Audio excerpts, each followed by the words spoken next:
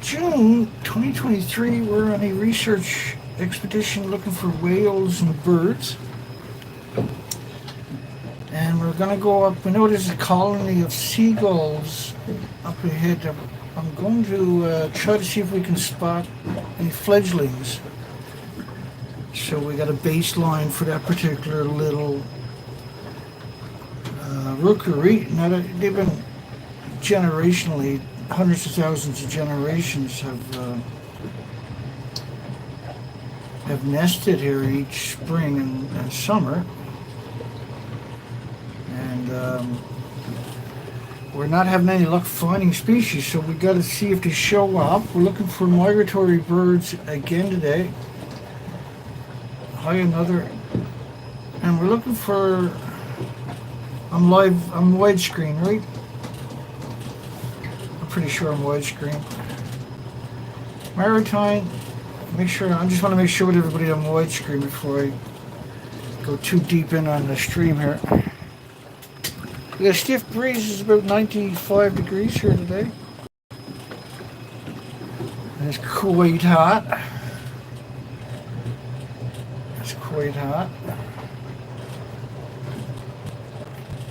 Anybody want to let me know that we're widescreen? Yeah, we're wide. Thank you, CG.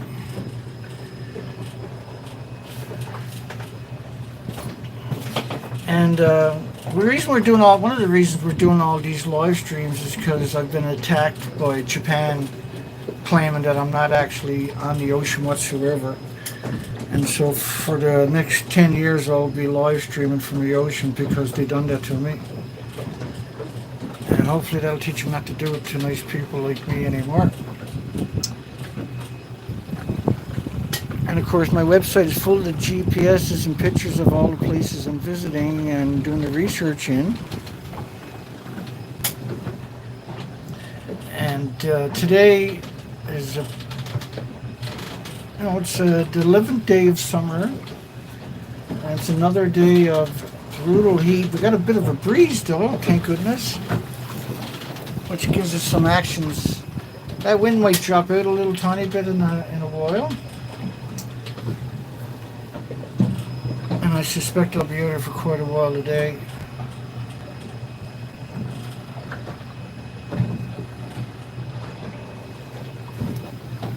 And so once I get in close to land, I can square the boat up to the coastline. Let's just move in, we'll square the boat up. Because it looks better on the camera. I notice when everything is squared up.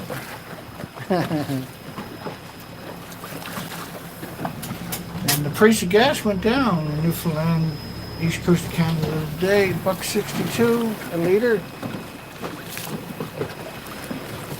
And so I picked up some fuel in the jerry cans, but I didn't bother trying to fill up the boat because we got to get the truck fixed. And we're having a hard time finding a garage that can get me in before the next couple of weeks. And so seeing as this is Thursday, this is the last show of the week. I'll do double time to get out on the ocean at the same time. I'll be on the ocean again tomorrow and Sunday. Weather permitting, weather looks good. I'm a little shocked from the rookeries, the little hatchlings and fledglings and little chickadees that we were missing yesterday. So hopefully in the next week or two we'll get more of those babies showing up, because that's a complete failure is what that is.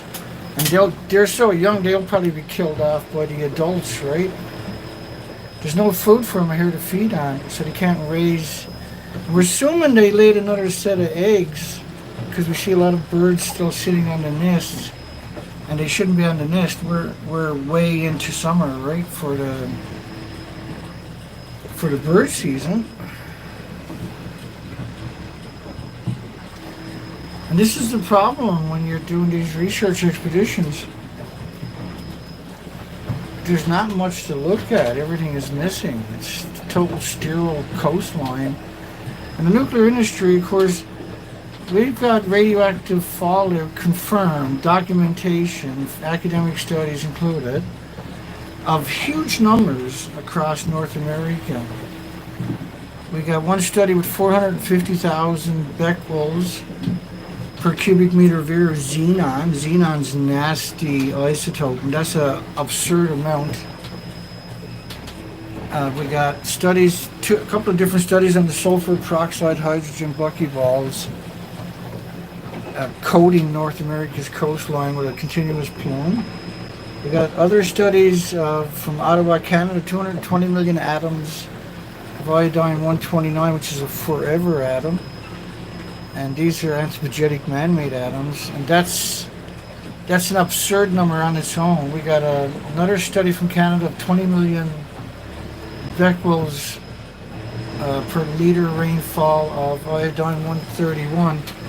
Again, these are nasty isotopes, and they don't travel alone. And these are basically isotopes that you can find, and then you extrapolate all the other isotopes. We got 1 million to 10 million becquerels, atomic decays, physical atoms per cubic meter of air of cesium-137 from France's models. We got academic studies of fallout covering the entire planet from every country on the bloody planet. All of them trying to downplay the significance of it. But when you see, like here in Canada, studies from Ottawa, 220 million atoms per liter, that's catastrophic. And that's why your insects are disappearing. That's why you don't have to clean your windshields anymore. That's why all the species are not coming to your garden anymore. That's why we're having major forest fires, because all this radiation kills the bacteria and the fungus in your forest. And what that does is it causes the forest can't break down the litter or the foliage anymore like it normally would do, because you have to have all these ecosystem that breaks down decay, right? And that's not happening. So when you get lightning strikes, the forest fires have all this extra dry, very dry litter, and the ground is super dry. Canada is enveloped in forest fires. We shouldn't be getting forest fires until the end of summer. We're only in the first 11 days of summer, and we got forest fires for the last month right across the entire country. And so it's not going to get better, it's just going to get worse. The species can't adapt quick enough to live in this environment, and the radiation can't be adapted to on its own, right?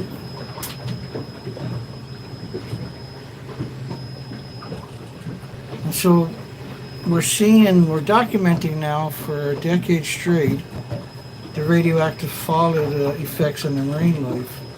Japan currently is doing something that one of the most craziest public relations stunts, genocidal stunts imaginable, is where they're claiming that nothing got out of the reactors, and over the next 30 years, 2 grams will be released.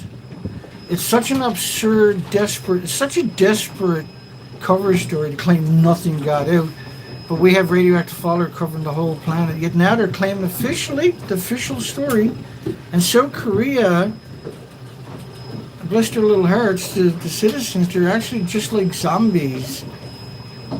They think that radiation is going to be released. They refuse to understand that radiation has been released. That's how effective the propaganda machine has been in South Korea. The tide is just coming up. I barely got the boat in the water again this morning. Because the tide's an hour later each day, basically. And so sports fishery starts on Saturday in 2 days. So it'll be interesting to talk to all the sports fishermen to see what the fish are looking like. I know the ones I talked to right now said it was a collapse last year, and it was the same the year before. But officially, the province is allowed to go out in their boats. You don't need no license or nothing. You're allowed to go out and get it. I'm not sure the exact number, don't quote me, but I believe it's 6 codfish. And I'm not sure if there's any bycatch allowed. And the fishermen are telling me that the cod, it's really difficult to get a decent fillet. The fillets are really thin, and you got to get a lot more cod just to get a few pounds of fillets, and they're completely, they don't understand, right? And so we've seen the collapse of the colonies here. Now there's no babies this year. I think it's like about 1% is what we're seeing for babies. I can understand 50% for a bad year. I can't comprehend 1%. And so this colony out here, I haven't... Well, right now is when the babies are visible. They're out of the nest walking around. And so now we're going to try the doctors of rookery up the coast a little ways here. We're going to do a bunch of random shots on that so I can zoom in on it later and make a determination whether we're seeing babies or not. And what you need is somebody can drop me off on the beach and I can go up. I don't think I'm quite healthy enough to be able to do stuff like that yet. I'm still recovering from surgery from heart attacks. So I shouldn't probably push my luck, I guess. And 97 degrees or so. I guess it's definitely gotten warmer since I got on the ocean, that's for sure. And this place is not used to heat at all. This is extraordinary heat.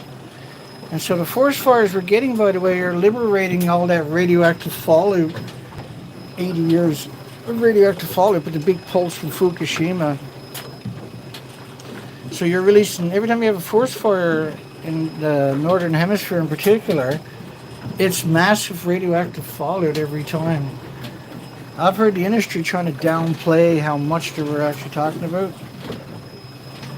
I just really disrespect the industry for being so vicious all the time, for being such degenerate scum, for making up fables claiming that man-made radiation is like a banana. It's a hideous assertion. You can't quantify it in any shape or form. They know that. They're doing it to make you incapable of comprehending the significance of what's going on. And they've been doing it for 80 years. So generation after generation after generation, administration after administration after administration. And the regulatory agencies were captured from the get-go. And they're seated with industry yes men, with the pet lapdogs in the industry will get those regulatory jobs. And they'll cut your throat and everybody's throat on the planet so they can get a paycheck every month. It's a good one, a good paycheck. But it's a pretty evil thing to do, to take a job where you got to destroy all the species and humanity for your paycheck.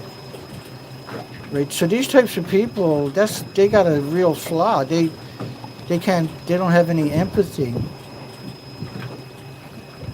They're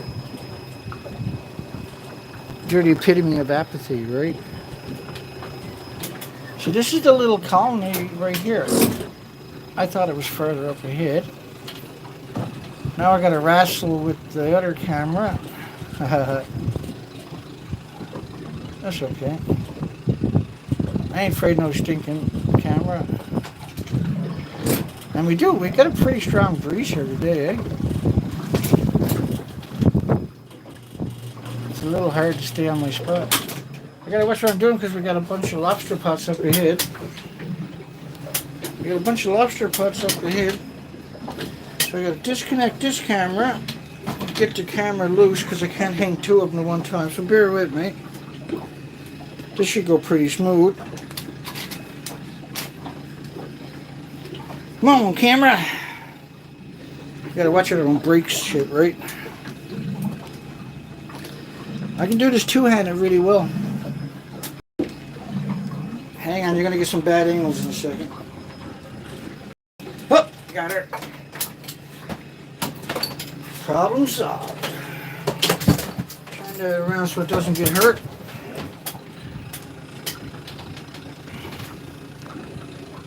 So I haven't seen any babies here. And yesterday at the beginning, we streamed yesterday, but we also the show last night. I showed the pictures from yesterday, and there was only maybe 1% of babies survived.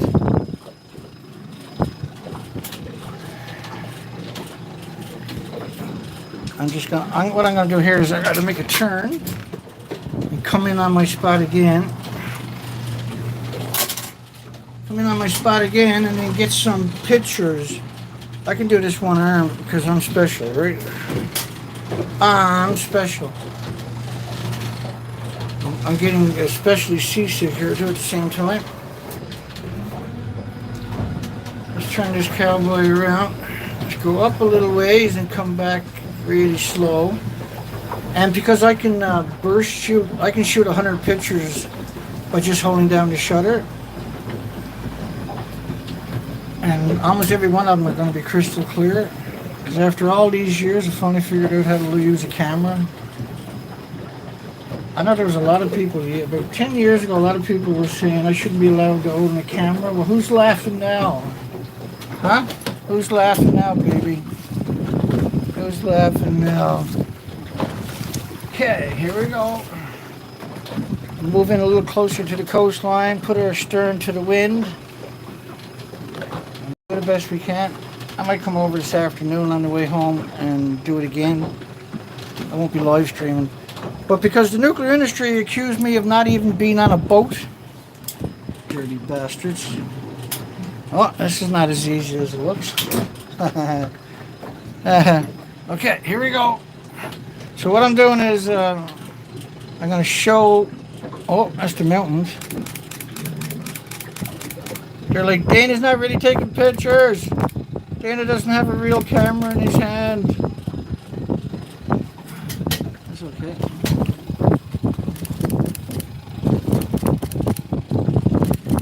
So when you hear that clicking, that's my camera, Tipco. And we're gonna look these pictures after and see if we can find any babies. Baby seagulls. They're rarer than tritium right now. Tritium's $30,000 a gram.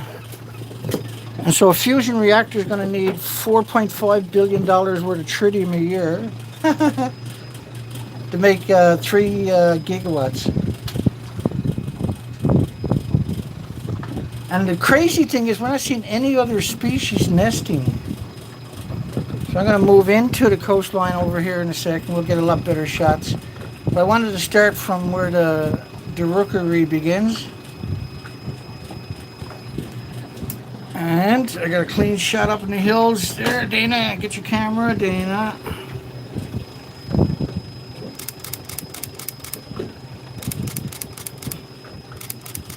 Another 700 picture a day. This is working out. This is working out better than I was hoping. Except for the massive heat wave we got going on here. And because I'm stirring on to the wind, the wind is not really going to help me. But it will, so these birds should be up taking care of the babies instead of on the shoreline, right?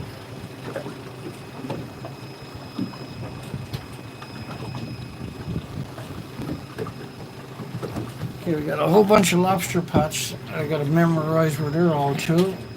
So we'll take this angle here and hope there's no rocks. Rocks bad. There we go again. So the gulls are eating microscopic animals.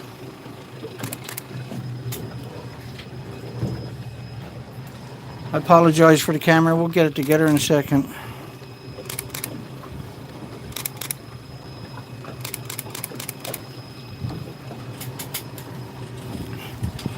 I gotta find a better way to do that before I end up in trouble.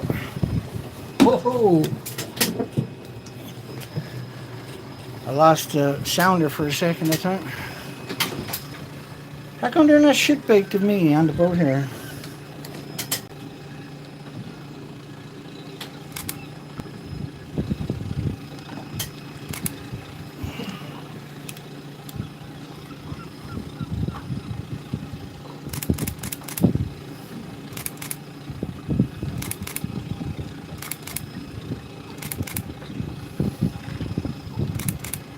Zombie seagulls, look at that, eh?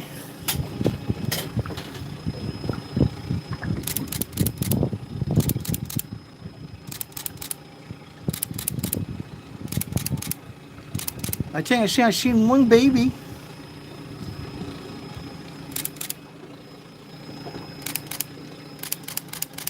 So they should be up taking care of the baby, shouldn't they?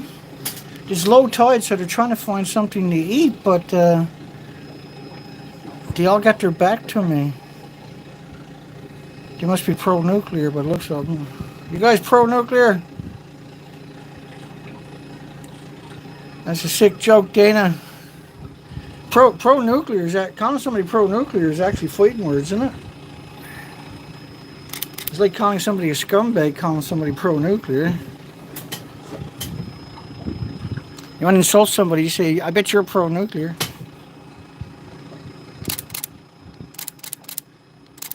So I think it's pretty safe to say this colony has failed.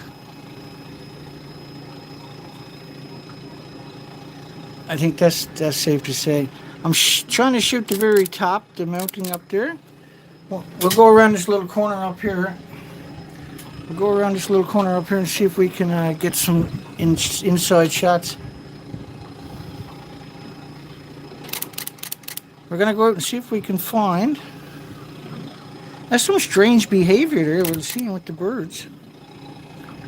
I've never seen them do that before. I've never seen them do that before. Let's move ahead. Holy shit, it's got to be 110 degrees here.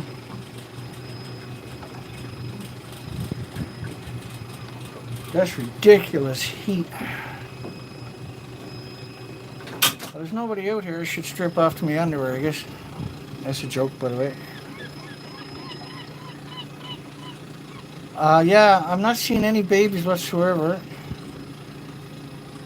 Oh, now I zoomed in on the upper part. I'll move offshore and try it again in a second. But I'm just going to go in here and see if we can spot anything. There's a little beach in here. A little beach in here.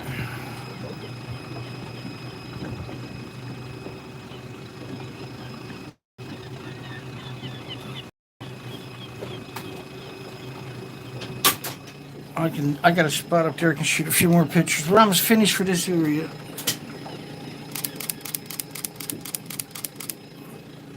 There's a bird up there, a baby up there. Hopefully we found a picture of him. I'm just going to move in because I think I can see up that area if I move another couple of hundred.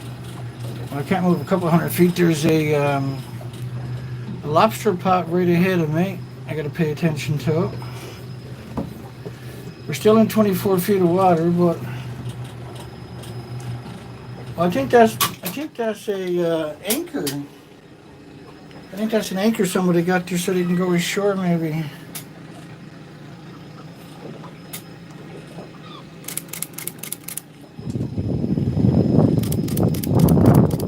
Now, I can't see anything up there, but I'm taking pictures just in case.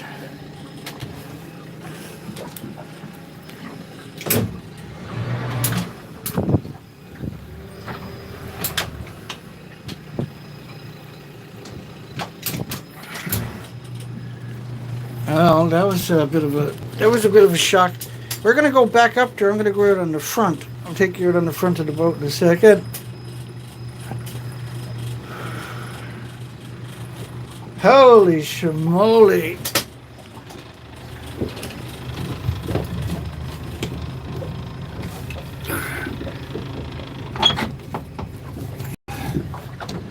Let's open that up.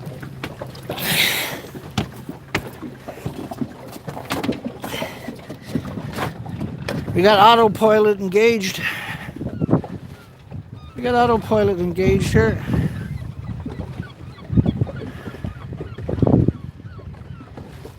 Looks pretty bad.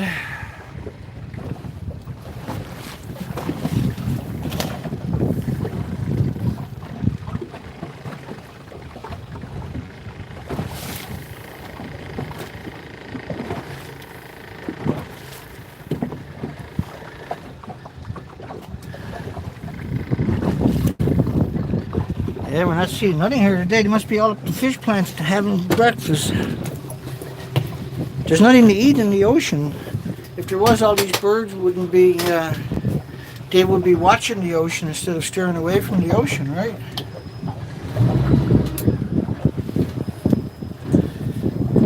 I'm gonna go up and make that run again.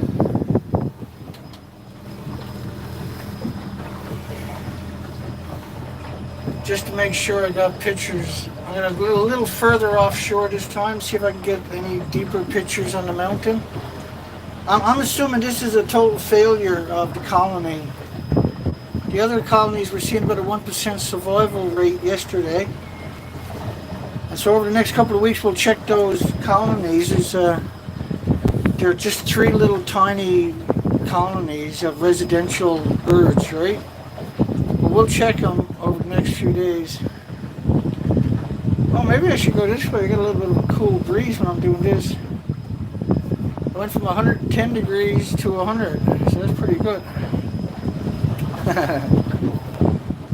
We're almost ready to make the turn up here. We'll drift down to the shoreline, but we're going to be on the bow this time, drifting down.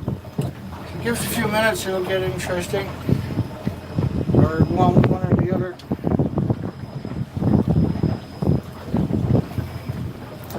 We're hoping that we can get... So yeah, we see no babies on this side of the bay. On the other side of the bay, I think we seen close to 30. That was 3 different species. And the puffins didn't look like they had any babies at all. We found about 50 puffins. I'm being generous with the number now, but we found about 50 puffins. Okay, we're almost ready. We're almost ready to make the turn. Make the turn and then I'll go to the bow. We'll click to our heart's content.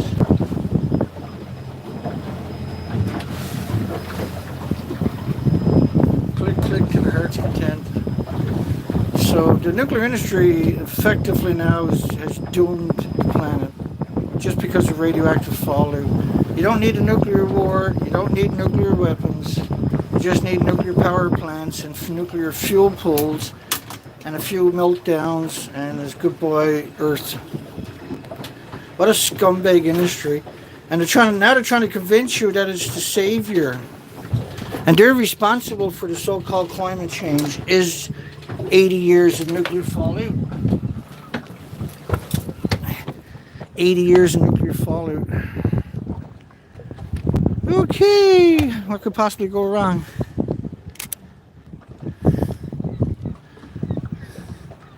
Now you'll hear click and that'll be the camera going crazy.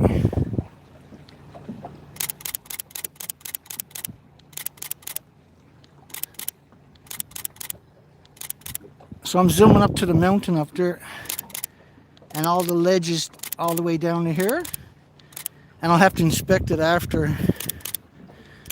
But oh, there's danger.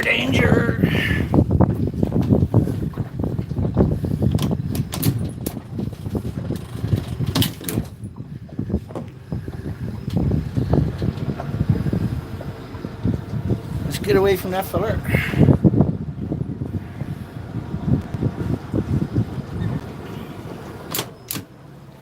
Okay, let's keep going, folks. Lots of little action today. Cameras all over the place. Dana's being weird. One of the few things I'm really good at. Okay, we're in neutral. We're out on the bow where we're not supposed to be.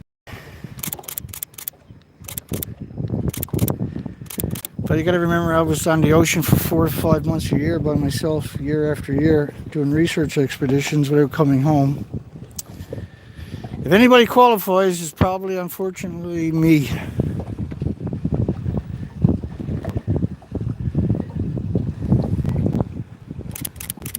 So we'll share these pictures probably tonight, I guess. We'll zoom in and see if we found any, we'll all find out together whether there's any babies or not. But because TIPCO and their apologists are claiming I'm not even on the ocean, I'm faking everything. Everything is normal. Ignore Dana. I'm forced now to come out here all the time for years and years and years and live stream because I'm not going to have them lying about me. Yeah, these birds don't look very happy, eh? They're not even looking at the ocean. They're allergic to fish after being away from it for so many years. I was hoping to see some sea urchins up on the rocks that they were eating, maybe.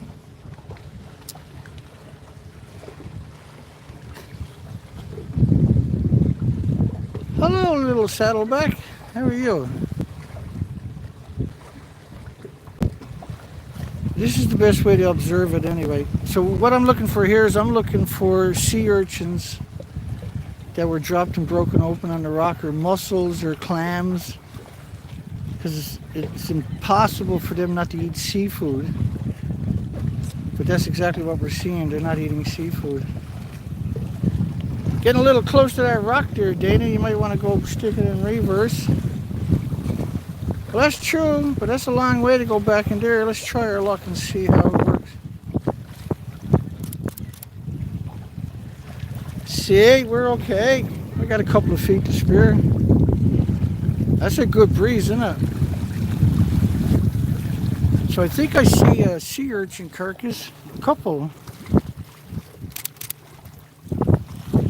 So we won't know till we zoom in later, but there's one for sure. This should be covered in shells that they're dropping on the rocks and breaking open.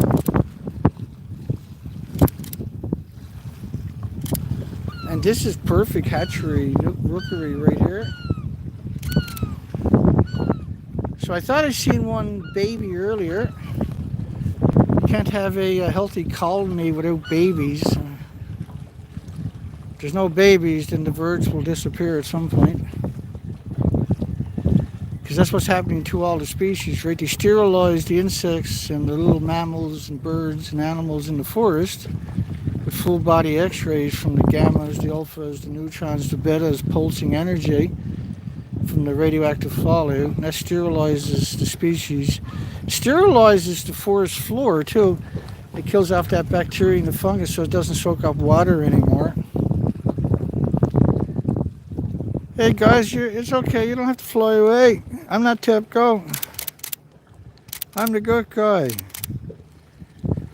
They're probably worried that I got TEPCO on the boat with me, see? If I had an open boat, they could see it was just me and they wouldn't fly away like, wait, why are you flying away? TEPCO's not here. There is no TEPCO's not here. I hate TEPCO. Fuck TEPCO. Come back. What'd you do that for? Maybe they're Mexican birds. They're taking a siesta. Maybe that's what it is. Because it's like noon, right? So that's probably what's going on. Hey, you heard me. Look at that. They're like, hey, he just said TEPCO wasn't on his boat. Come on back, everybody.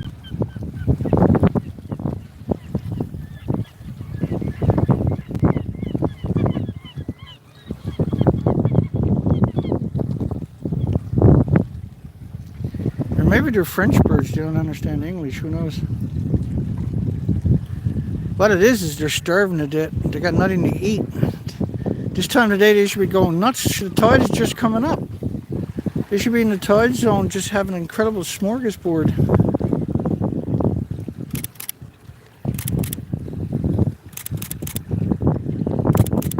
Well, I got some good shots of this background up there now.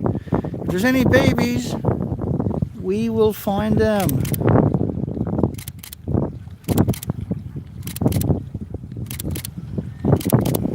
And so the other rookery on the other side had babies. We're going to head over there soon. Not many. They had about 1% survived up to this point, which means the rest will probably die too, right? So they're raising the babies on the fish plant food.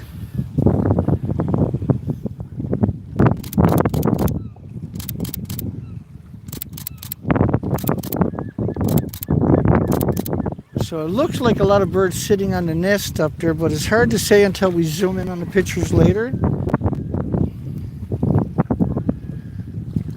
now we know the birds can fly. I was wondering if they were actually going to be able to fly. I thought they were pretty weak. It's either that or they're worried I might have TEPCO on the boat with me. I got to get a big sign for the seagulls on my boat saying TEPCO is not on my boat. Come back and see me.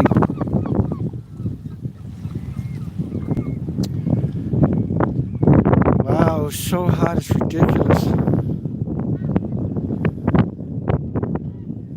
I can't stand the thought of going back inside the boat here. That's a small sacrifice to make. Let's move on. Well, I'm still shooting the top up there. Let me zoom in for you guys. Oh.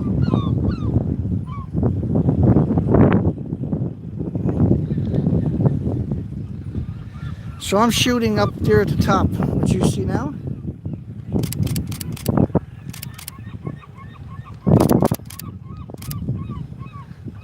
We're trying to see if there's any birds up there.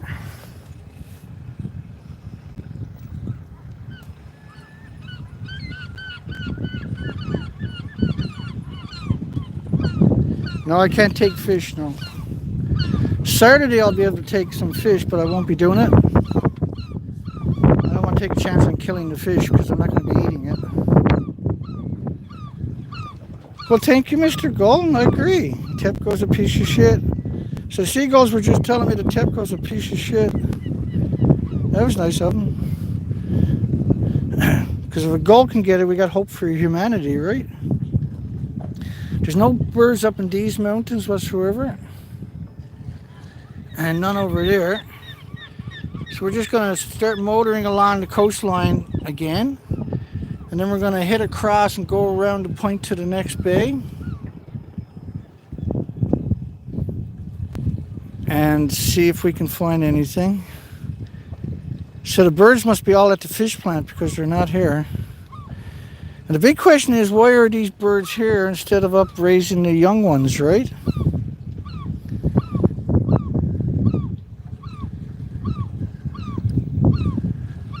Okay, let's keep rolling. Because the only way we can quantify this is we got to come out constantly. Whether the birds are here or not, we got to come out constantly and look for them, right? And that's what we're doing. How's everybody doing? Let's try the comments here. I forgot about you guys. Where are you two? Okay. Saw a chemtrail that time? Bastards, I see it. Yeah, you're right. Screw tube, yeah, thank you. Right. Damn comments won't stay on. Nick Daniels, hi Nick. Don, Gabriel, Dana Nasana.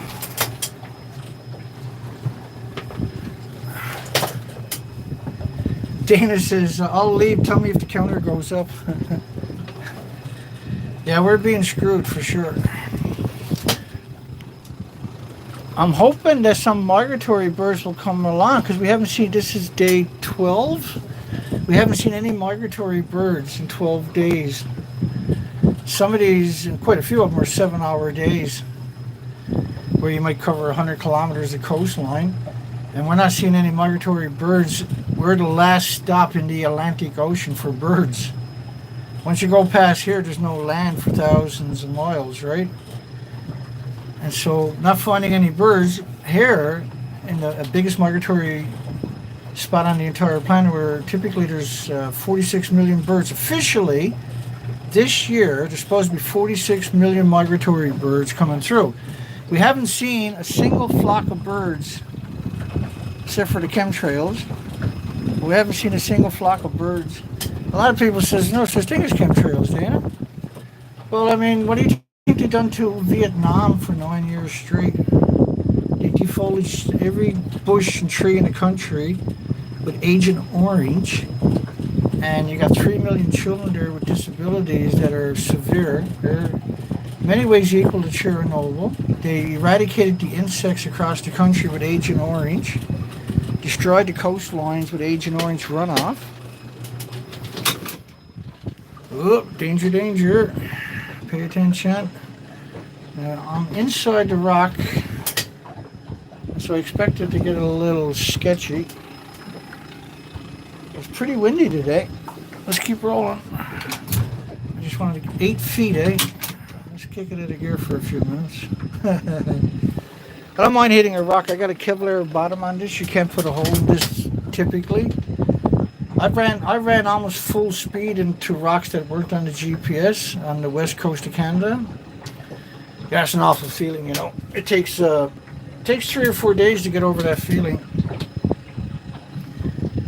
And then I never done no damage to the prop, and how lucky was I, right? As soon as I hit the rock, I basically stopped and done a face plant in the front of the boat here. And that spoiled my day. I had to give it up for the day when I done that one.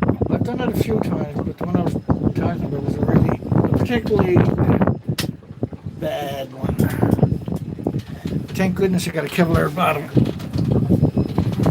Okay, 19 feet of water. You put it in gear. So this motor along the coastline. So the stream today is meant to show TEPCO that yes, I actually am on the water. TEPCO.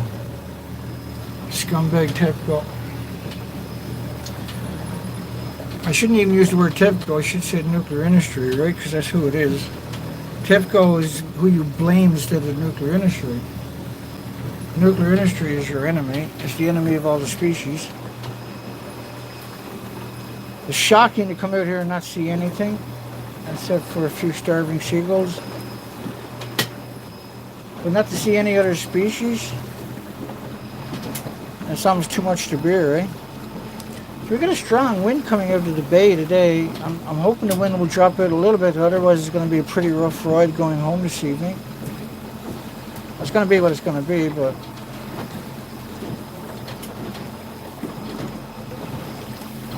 it's definitely a little worrisome, right? I was making a bit of thunder earlier. That's unusual. You got to kick up the notch a few times every once in a while. I did see some sports boats out here that were launching. There was quite a few trailers there when I launched the boat this morning. There's a cormorant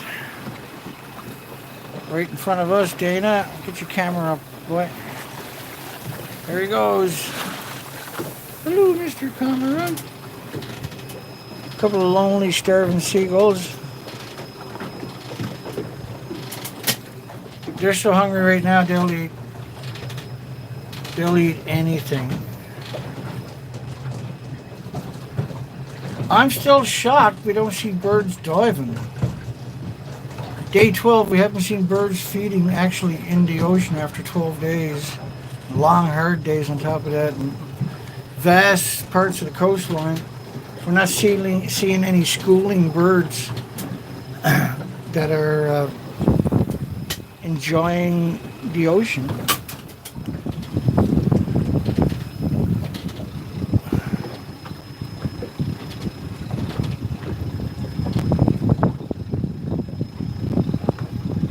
We're gonna go in here today. Why not?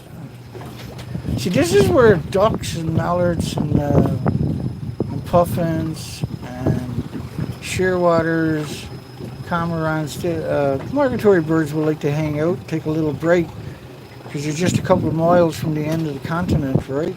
And you're out in the middle of the Atlantic Ocean on an island. And if you can't find birds here, then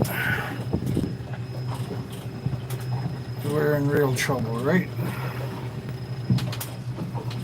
Yeah, and the tide has got quite a long ways to get up. We're not seeing no starfish whatsoever. Great point. We're not seeing nothing, just residential seagulls. Just the residential seagulls.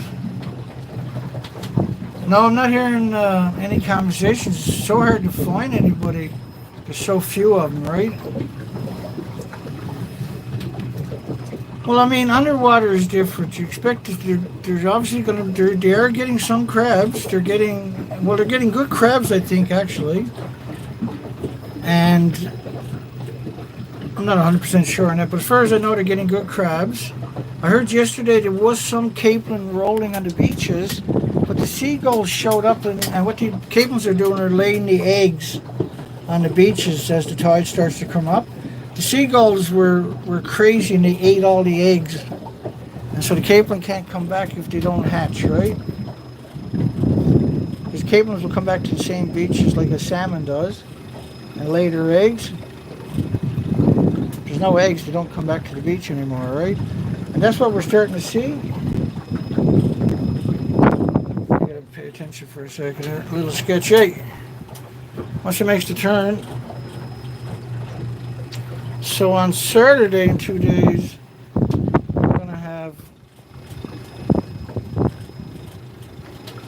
we're gonna have the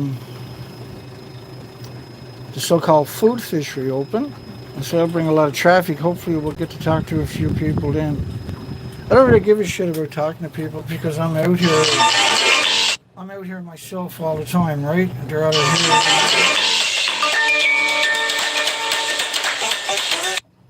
They're either here or they're not here. And we're not seeing anything. If you're phoning me, I can't take the phone call because it interrupts the stream. If I take a phone call, the stream will stop. And I can't take the phone call.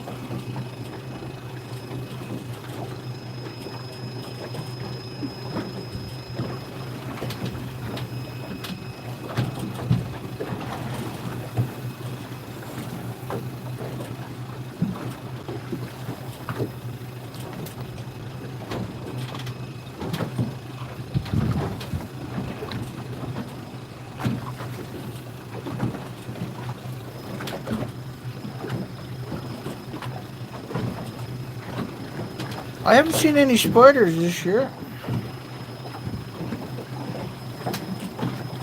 which is bizarre. No spiders around my place. And again, we're not seeing any migratory birds along the coastline here.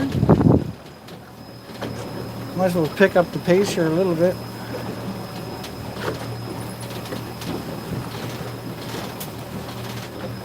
I was hoping to see something today. We're in the middle of the migratory season, so we should see a few flocks of migratory birds. We definitely should see whales trying to feed.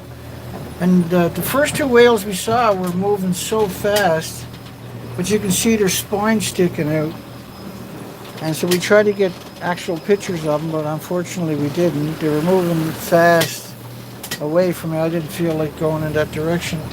I thought the third whale, though, he was diving, but there was no birds feeding around him. Now, I did hear yesterday there was the next bay we're going to be headed to. There was a whale there yesterday, and birds were hanging around him, but I don't know how reliable those particular statements are. Because to some people, just seeing a few birds in the whale, to me, it's science. To them, it's just a quick conversation, right? But so far I've only heard of the capelin, which is a very popular industry here. And they wrote what they call rolling on the beaches. They're going up and laying their eggs. I've only heard of one instant on this whole coastline right here so far. And so typical capelin weather is cloudy and foggy, which is what we had for the last 3 weeks or so before summer started. That was real capelin weather. And the reason they call it capelin weather is because there's a lot of cloud, it's a little bit cool, the eggs won't dry out and die before the tide comes up and hides them. But they'll go in and they'll flick through the sand and they'll lay their eggs and try to bury it up in a bit of sand. What we're seeing here, though, is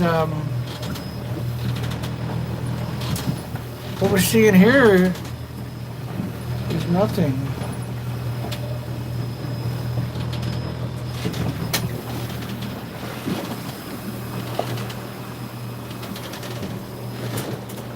Now there's a little screw. There's 1, 2, 3, 4, 5, 6, 7 cormorants.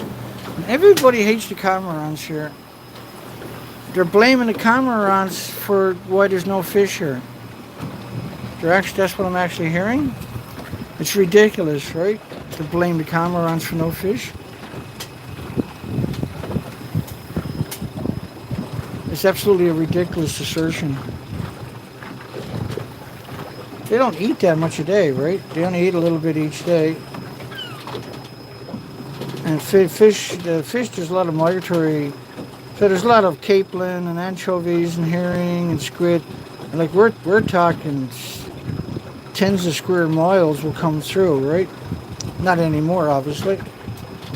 Not since the major pulse events, which was Fukushima.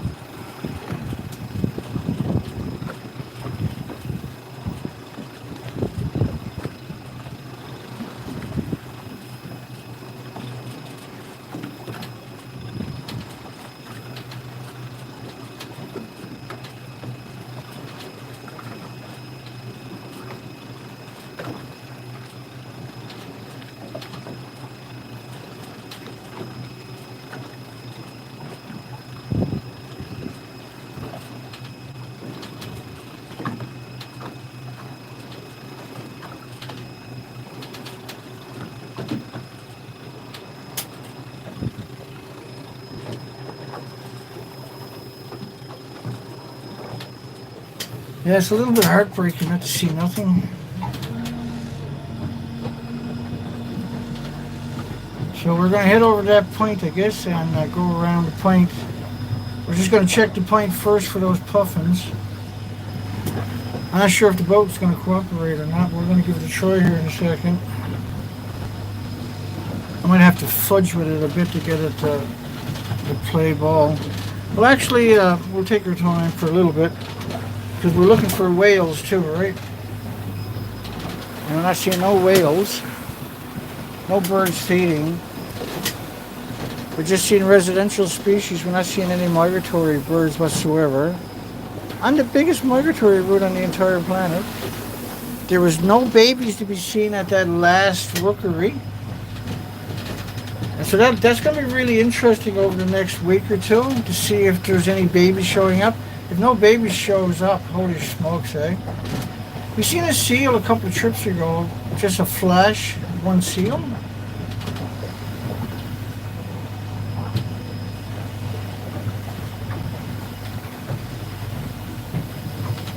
And that's the GPS there. I'm not sure.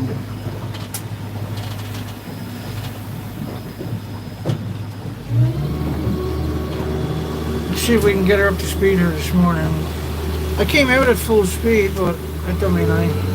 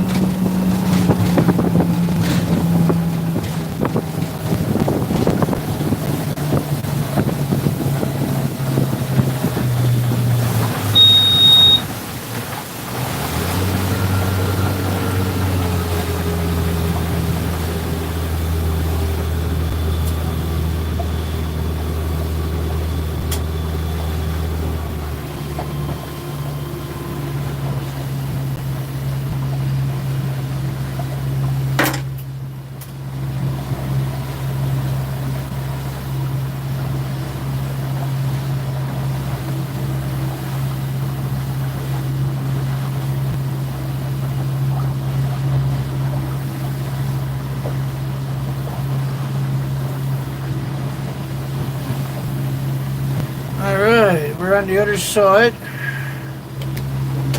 And right here we're looking for a bunch of pigeons. We waited too long yesterday and we never got the pictures. I dropped the camera when we were coming across that time. Ow.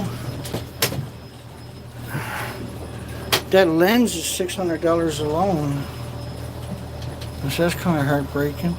So we're going to meander in here and see if we can see those pigeons we seen the other day. Remember that? Which was yesterday. I did see a couple of pigeons as we were coming across. I'm going to make the turn here in a second. I'm going to make the turn and then we'll come back at a little section. Then we're going to go around the point ahead of me and into the next bay.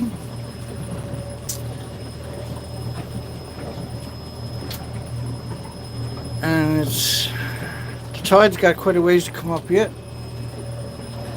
I'll just make the turn any second. I'm not seeing the puffins this morning. What an idiot. I never got my pictures yesterday of the puffins. I missed probably my only chance.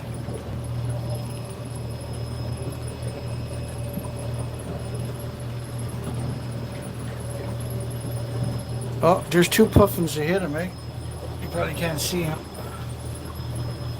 All right, we're going to make the turn here and just see if we can spot any nesting. Because it'd be ideal if we can find them nesting.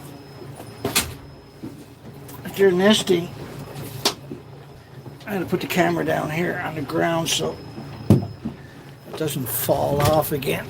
I can't believe that happened to me.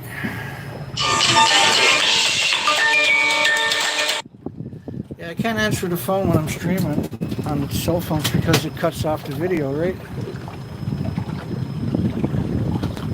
And so this is where they were. There's about 40 to 50 up here. I'm not seeing any. Well, there's two. There's two. Get up there and land. Get up there and land. They're up there and landing. Oh, they gave up. Get back in there. There's four of them flying away. I'm gonna stop here.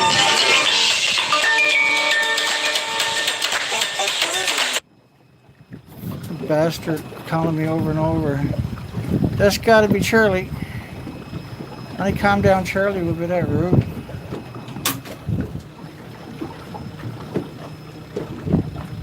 Little Charlie. His dad, I found out, got arrested for dropping a puppy off at dog pound with a condom up its. Well, I don't need to explain to you, but it's a true story. That's why he's like he is. I'm gonna have to block that number in a second. If the stream interrupts for a second, just hang on, I'll be right back. Charlie's gonna force me to block him here in a second.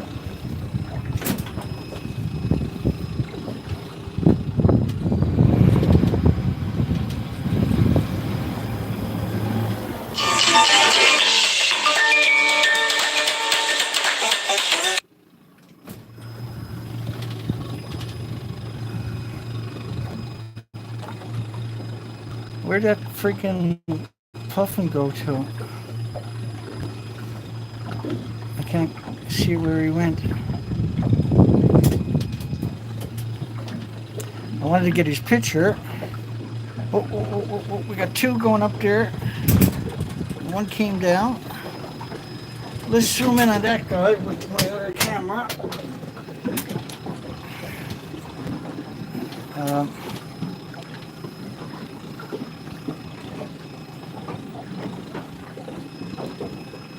And he's up in that area.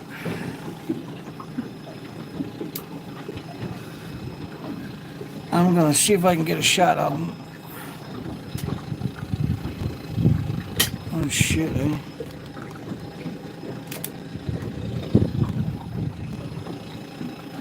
How do I get done to the camera now?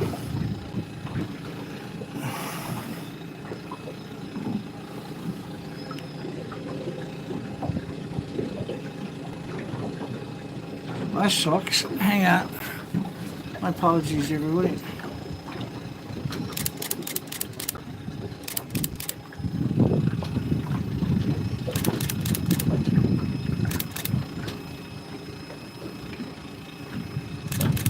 Oh, I got the level turned on in my camera accidentally. Hang on, I gotta reposition the boat. I'm hoping to see some baby puffins. That would be magic. It's probably gonna be the last generations of babies we're seeing right now, eh?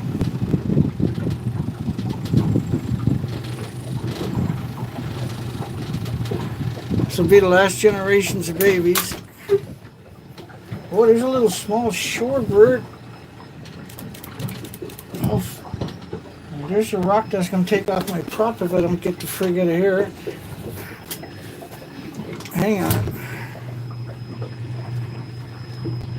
Jeez, handling two cameras turns out to be a lot harder than I thought it was. I thought I was special, that I can do anything. Apparently I can't do two cameras at one time because I'm a big baby. I got a good picture of him that time. You don't stay still, I'm gonna tell your mother.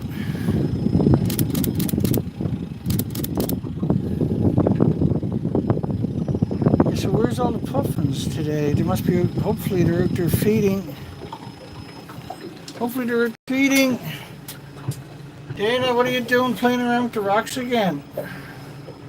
I know, right?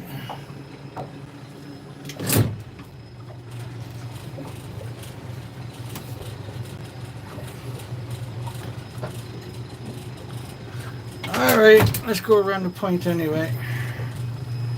We'll check that on the way back.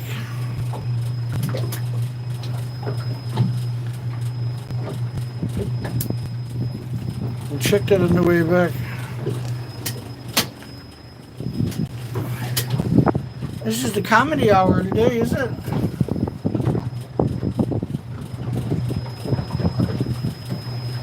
Hi Sharon. I'm good, thank you. How are you? How am I? I'm trying to get the chat to come back up. Yeah, those rocks got no slime, no kelp, no algae, no mussels. We're going to go around the point over where we call Mad Rocks. Is right around a couple of 100 feet on the other side of this.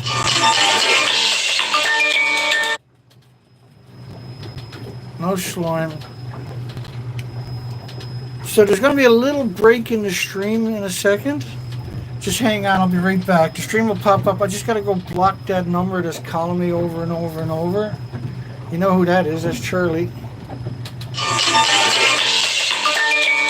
Okay, so just hang on. I'll be right back, folks. Don't go anywhere. Here you go, reconnecting. We should be live again. Sorry, everybody. That's that Tevco's little pet monster. Okay, so I got to go on the outside of this rock, and then I can come back in again. It's a little sketchy when you see green, right? Because we're seeing green. You can see the boat. So I got to go on the outside of that one because the tide is still coming up. And so that when you see green, you're going to hit the prop or the leg for sure, or even the bottom of the boat. So we'll play along. Now we're going to go into this next bay and see if we can see any whales in that bay. I'm not sure how far we're going to go because we got a strong breeze coming out of the bays. It makes it kind of hard to do anything. And it gives you kind of a headache. Like when you get seasick type headaches. Hang on here, a little too close. We're showing 70 feet. I gotta put the sonar on. I gotta put my sonar on. Okay, I'll let that fire up. I got a forward looking sonar on this thing, so when I'm out in these rock piles, it's okay at slow speed, but it's not very good at high speed.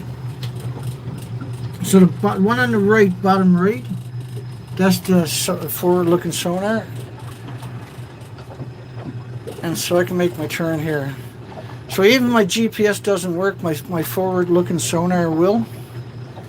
And this is what they call mad rocks. This is a big tourist area we're coming into right now. And this is right out on the pinnacle of the continent. You're right out on the very edge of the continent right now. And this is a prime nesting or even just stopover for migratory birds. But in the last 3 years, in particular on the East Coast, since we've been here, we haven't seen any migratory flocks whatsoever. Literally nothing whatsoever. Looks like the wind's changing too, eh? The wind is starting to come from the south instead of southwest. And the forecast is so hard to predict because you're on this little peninsula out in the Atlantic Ocean. I'm not seeing anything up here. I'm probably going to close this door. Or I can sit out here too, right? I can always sit out here. Maybe that's better. We streamed for an hour and 50 minutes yesterday. We streamed for an hour and 50 minutes. And I had 11% of my battery left on the phone. And so I don't care if nobody watches the show, the video. I just want the documentation that we were here and we cared. And you know what I mean? I don't mean that I don't care, but I should say, even if nobody watches the show, I still gotta do this because we gotta prove to those, the policymakers and the investors, that the nuclear industry is pretty sketchy. It's a pretty sketchy industry. I got 3 people on the show. Yeah, there's no algae on the shoreline.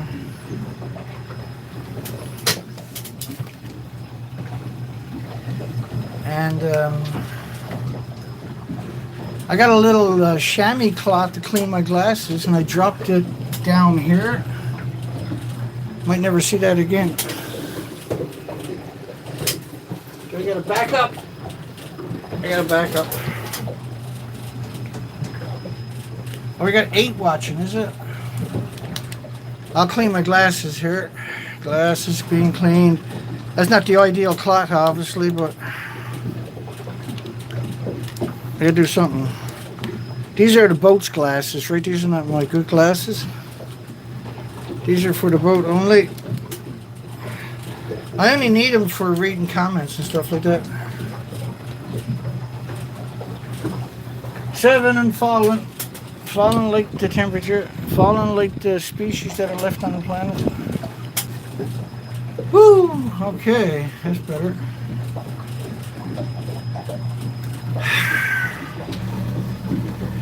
Yeah, it's a bit crazy. 31 feet. 37 feet. We should be okay. 44 feet. We're going right in there to the beach. All the way in. And so there's no species. Way to go, nuclear. You destroyed it for everybody. And now nuclear's out there claiming they're the savior. They're somehow magically the savior. And they're claiming that the only thing that can save us is nuclear. And that's an absolute act of desperation. If you go watch the shows we're doing each night, we show the desperation of the nuclear industry with their journalist stories. The blog, hi there.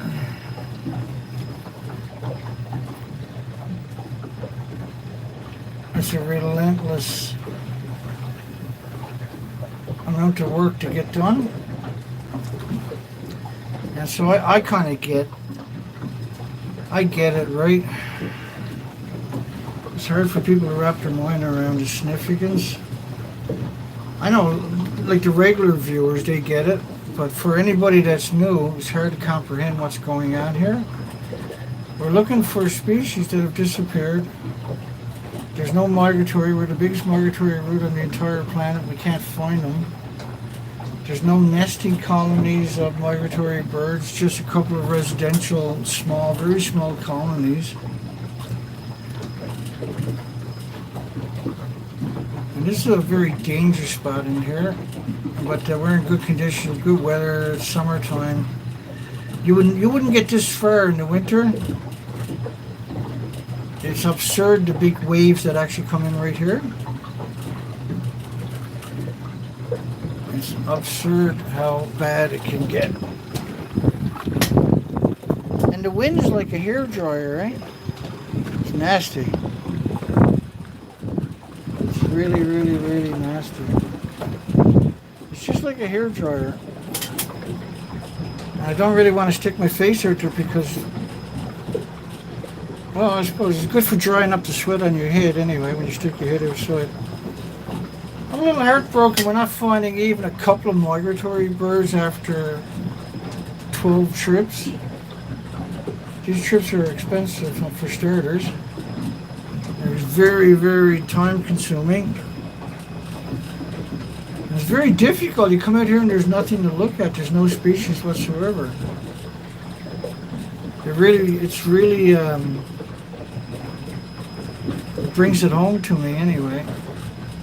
And so hopefully those that will find the stream and watch it will understand we got a real problem because of this creepy nuclear industry. And the industry doesn't, it's got 80 years of manipulation, 80 years of deceit. It's been brainwashing the vulnerable people with Spider-Man and the Hulk and the Simpsons. And people, when you talk about that, people say, well, I like the Simpsons. I say, okay, zombie, you go ahead, like the Simpsons all you want. But just because it's fun for you doesn't mean it's appropriate. You're being manipulated and you're not able to rationalize reality and you're in real danger. And the industry knew the danger, that's why they created all these entities, right? The idea of it was to cause this divide, right? The idea was to cause this kind of divide. We're in 15 feet of water. Probably shouldn't be here, but looks like it. Throwing rocks up to the ocean, skimming rocks.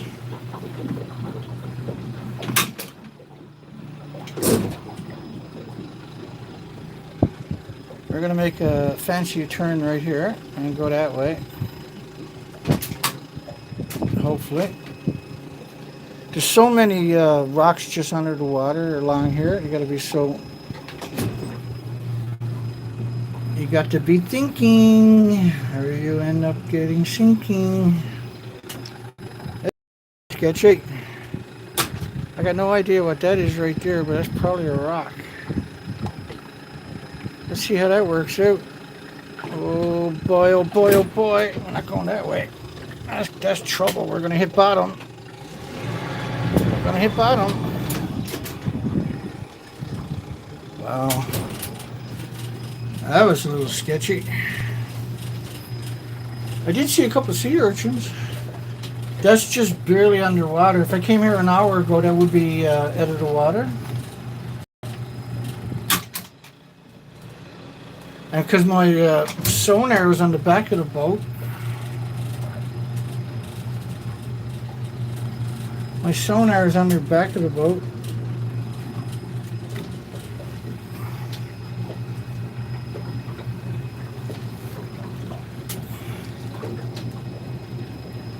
I'm in deeper water now, but my sonar is not even working now. We're out at Mad Rock, one of the most dangerous spots along this part of the coastline. My sounder's not working. That's not going to turn out too good. Well, did I lose my stream or something?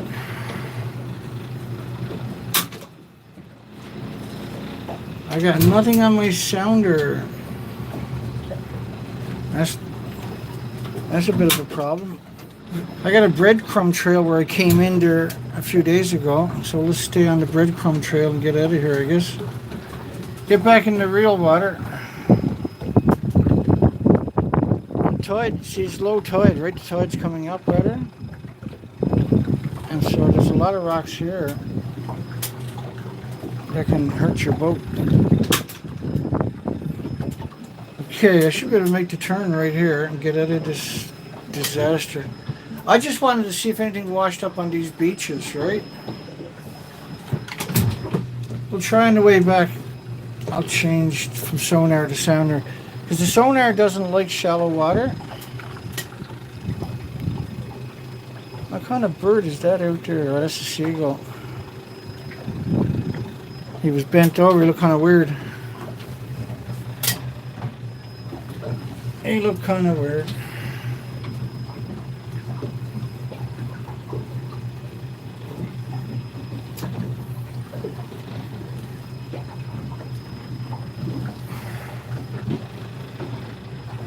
It was pretty dismal. There's a good chance you're not trying to survive on migratory birds. You'd be starved to death by now like the birds are. So we're assuming all the birds died of starvation. That's why they didn't show up. Because it's ingrained into them from hundreds of thousands of generations to come here and raise their hatchlings, their chicklets, their fledglings. And they didn't show up again. And so how long before we stop living in denial? And we're right out on the tip. We're in the best spot, right? We're in the real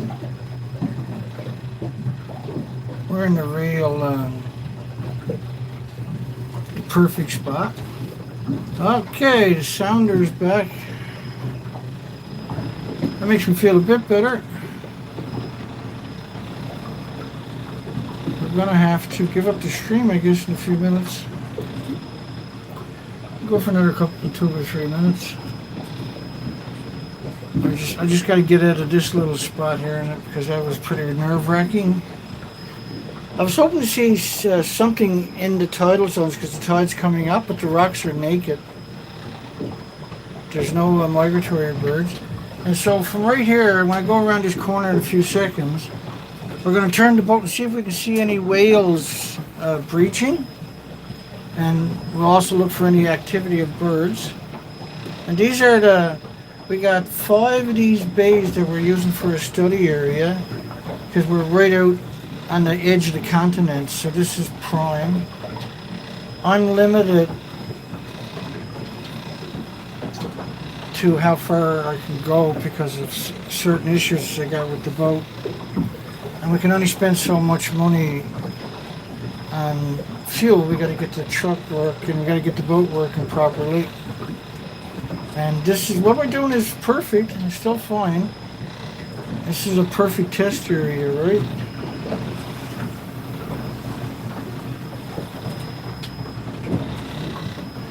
And last count I was in 29 feet, but now it's kind of sketchy. The sonar is showing to be okay, so we'll keep going.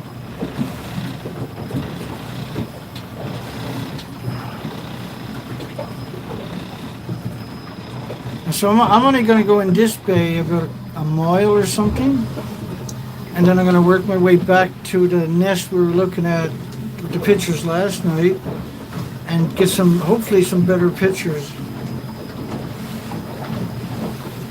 I don't see any whales, I don't see any birds feeding, I don't see any activities, I don't see no migratory flocks of birds. We don't see anything. And that was the same the last time we were here. There was literally nothing here. And then 2 bays up, not the one we just came out of, but the one to the south, to the south. There was nothing in that bay. The only bay was the one with those 2 residential rookeries. And the one on the north side had a couple of hundred ticolas and a couple of hundred cormorants. Of course, cormorants are not indigenous, and they had their nest built there. So they changed their migratory route. And I know central Canada got so bad with cormorants coming into the Pacific Ocean. What's the best word for it? Fleeing the west coast of the United States and Canada. In Ontario, there was so many of them. They had open season, no license, there was no limit. Shoot and kill, shoot and kill, shoot and kill. And so quite a few made it down here. And we're finding them also in all the freshwater ponds, which is extraordinary because they're seabirds. Seabirds is equivalent to finding murres or turs in your freshwater ponds, which is what we found last year with all the emaciated birds in April. And so now they got for about 8 months they pushed the bird flu, everything, birds, whales, dolphins, seals, everything. They're blaming the bird flu for it, which is the same as they were blaming as the domoic acid for about almost a decade that we covered all of that, right? And this was the cover story.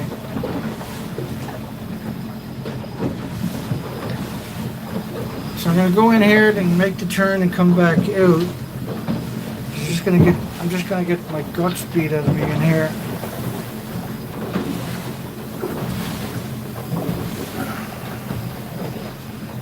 I remind everybody there's links at the bottom of my description. There's 2 links to donate for anybody that's never donated and want to see me do this all summer. But we can't do it unless people support us, and I don't mention that hardly ever. But we got to get this research pulled off. That's why I'm out here beating the shit out of myself each day. Desperation to get the numbers, to find out for sure. Well, not find out, but to prove one way or another, I guess is a better way of putting it. Where are the migratory species? How come we're not finding the migratory species?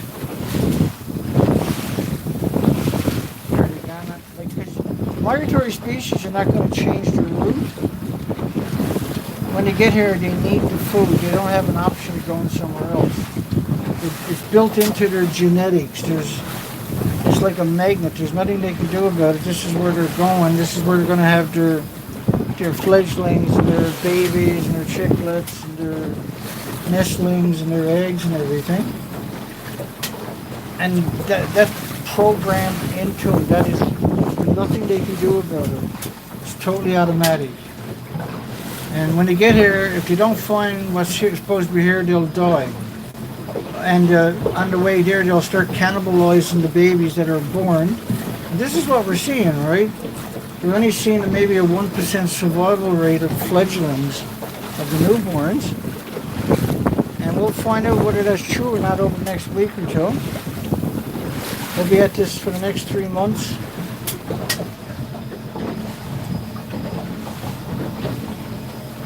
Yeah, we got cormorants here. It's just shocking. Everybody's trying to blame the cormorants.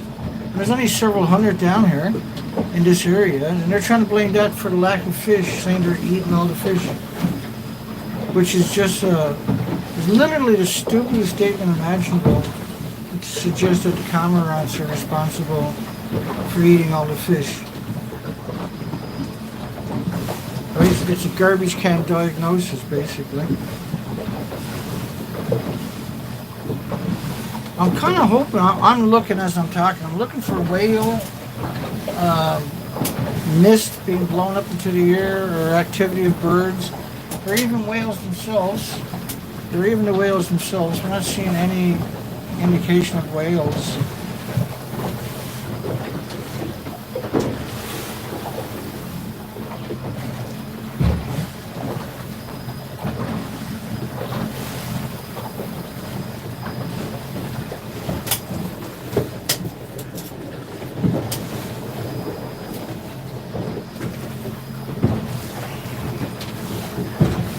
Yeah, it's going to be a rough ride going home this evening. I can see that right now. I thought the wind was supposed to drop out, not pick up. That sucks. That's okay. It is what it is. I got a good boat for this stuff. But the best thing to do is get out here at 4 a.m. in the morning or something, right? And then get back around noon before the wind picks up. What I'm doing my shows, when my show is over, is 12 p.m. at nighttime, midnight.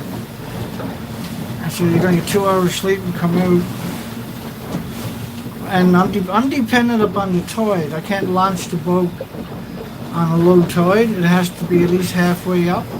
I don't want to launch the boat when the tide is going down in case I want to go home. Then I got to wait 6 or 7 or 8 hours before I can go home, right? And so I got a tendency to come after the tide is low and starting to rise. I'll put the boat in the water. And that gives you quite a long time before you got to get the boat out of the water, right? Because it'll go to high tide and then it'll start to fall again.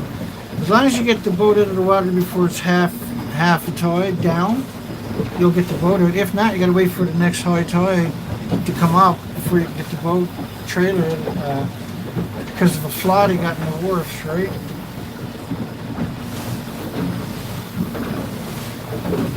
Well, that's, forgot I was going to stop the stream. That's an hour and 28 minutes.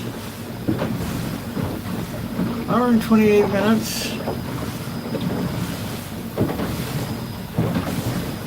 Yeah, the air in Ontario has a suspicious metallic smell to it, eh? Wow.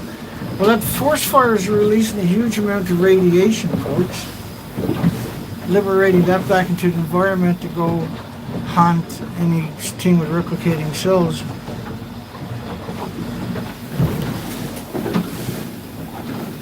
I was kind of hoping to find something before I make the turn.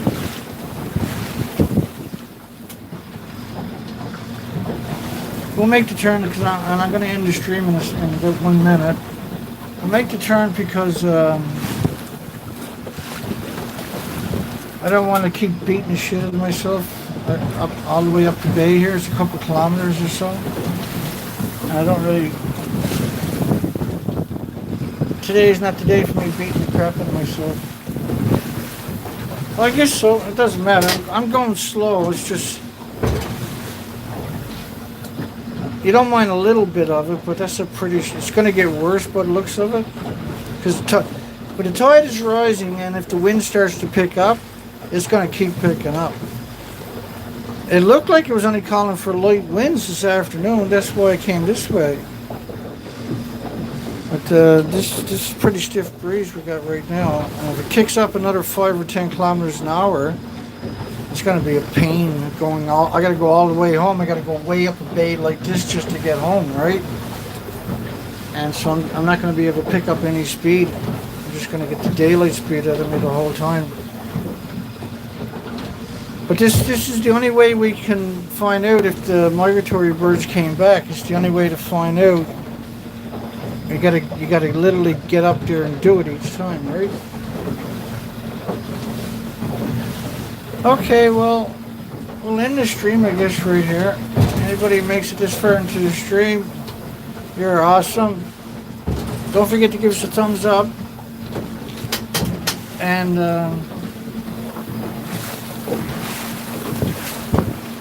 don't be a victim to the nuclear industry. Speak out against it. Start up social media accounts. And you can chop up little parts of some of my videos that where I'm making great points and post them up there. You don't have to link it back to me.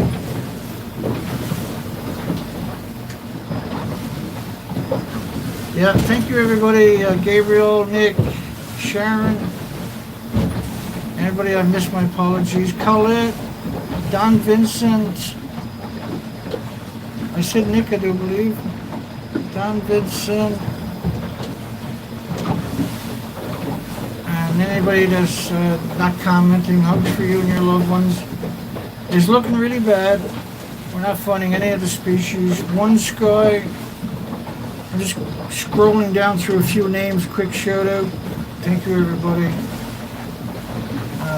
Nirmad Yearloft, hi there. And if I can make my video bigger, but I can't make the comments bigger for some reason. Which is crazy, right? Almost through. I'm just scrolling. Holy shit, we had a lot of comments today. You guys are awesome. Well, we'll be doing a live show tonight at the regular time. You're welcome, One Scott. Thank you. Okay, that's it. Take care, folks. We'll see everybody on live stream tonight, hopefully, or it'll be there when you get a chance to watch it. My heart's broken. We never found any migratory birds again today, day 12. This is a beautiful bay. We expect to find something here. We'll see everybody on the next stream. Have a great day, everybody.